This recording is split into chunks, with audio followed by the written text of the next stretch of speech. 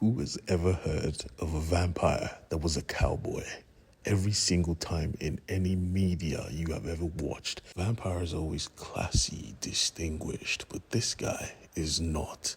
This guy is a piece of shit, and that is why we love him.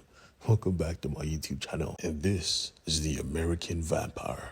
Picking up where we left off, our girl Pearl is missing. Her friends are actively looking for her. They check her room, but when they find no one there, they decide to hop in their car and go search. In the scorching desert, we see footsteps, and then we see blood, because Pearl was alive, and she was found by her friends. But when they saw her, they couldn't even hold back their tears. Their friend looked ravaged, with bite marks and holes and blood. She was dying.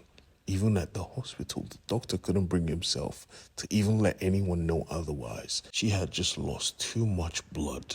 There is no saving her. That night, as she lay there, ready to pass, someone had other plans. The cowboy from earlier, who shared her apartment, was sneaking in through the window, and he looked menacing. He came with the promise of death.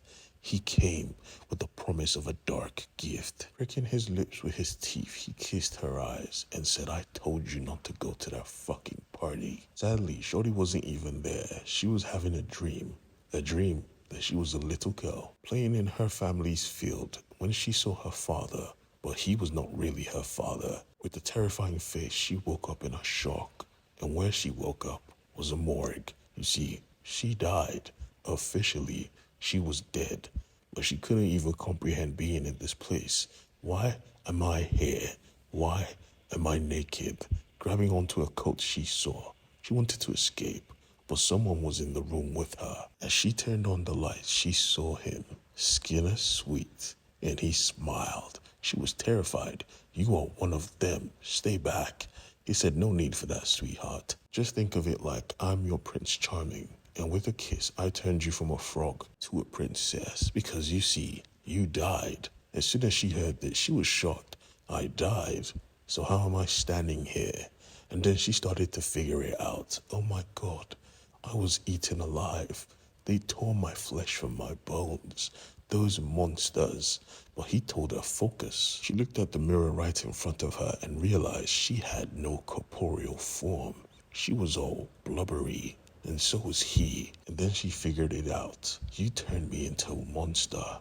You made me one of them." And he said, "Correction, I made you one of me." She said, "What's the difference?" And he said, "For one, we love the sun, and the sun loves us." You see, he was the next generation of vampires, one that isn't affected by water or the sun. He was the apex predator, and now so was she. Shorty was hyperventilating, like, "What are you talking about?" And he said, okay, think of it like this. The European vampires are the old model. We, the American vampires, are the new model. We are Mustangs. They are old jalopies. Now that you understand, I'm out. She was confused. "Where are you going to?" And he said, "Nah, I'm done with this. My deal with that stupid vampire is over. You're on your own, sweetheart." She was lost for words, but he wasn't that mean. He said, "Don't worry, I left you a list of do's and don'ts, and I also left you a gift in the cupboard." And she saw the list, but wondered what was in the cupboard. She could hear it, repeated thunking, and when she opened it, she saw Hamilton. He was tied up like a pig, and she released him. But midway through releasing him, she remembered, You fed me to them like cattle." He wasn't even focused on her. He was trying to make a call to get his car here. Maybe if he was more focused, he would have sensed the outright hostility she was projecting. She was hungry, and he was going to be her snack. He tried to run away, but he soon discovered this new breed of vampires could paralyze people with a bite. There was no use. She was here. And she was coming. She told him, "You look so good, I just want to gobble you up." And that is exactly what she did. Feeling spiteful, she went to his dressing room because he was a superstar and left his decrepit corpse there for everyone to see. She was back and she was going hunting. And it wasn't just her. You see, one of the survivors of that train wreck in the first video was alive, and he was telling the story about Skinner Sweet, who was buried, but no one knew he was still alive. Now, being a newly turned vampire, he had to feed, but because he was buried as soon as he transformed, he had no blood, and he was weak. Usually, it wouldn't be hard to break out of this prison, but as he was now, he couldn't. The sheriff, on the other hand, was healing nicely, but he had no world to come to. Skinner Sweet had poisoned his wife with alcohol. He had nothing left, so as a final act of disrespect, he pissed on Skinner's grave, hoping to God his mouth was left open. But Skinner was not dead. He was laughing, enjoying his candy, and funny enough, he was at peace.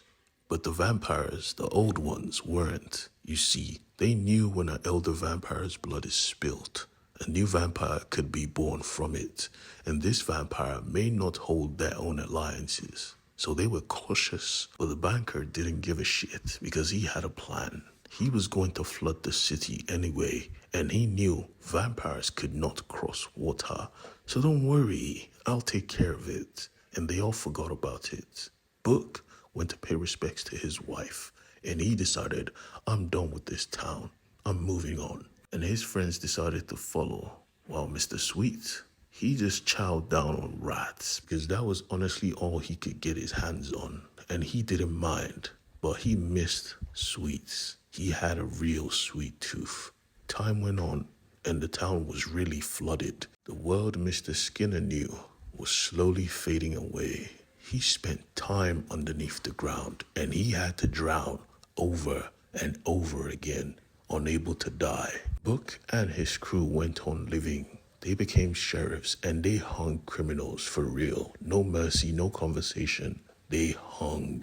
His people got married. One of them even wrote a book about the monster Skinner Sweet himself. He became a myth. He became a legend. And there's a reason you don't bury legends in public.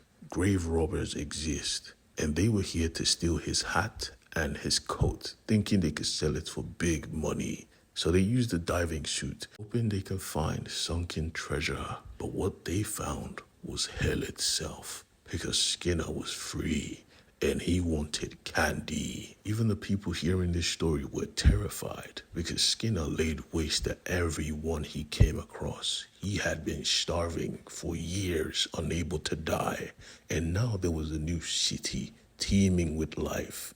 He was going to have a feast, and sadly, every single soul in this godforsaken town was about to be eradicated by one man.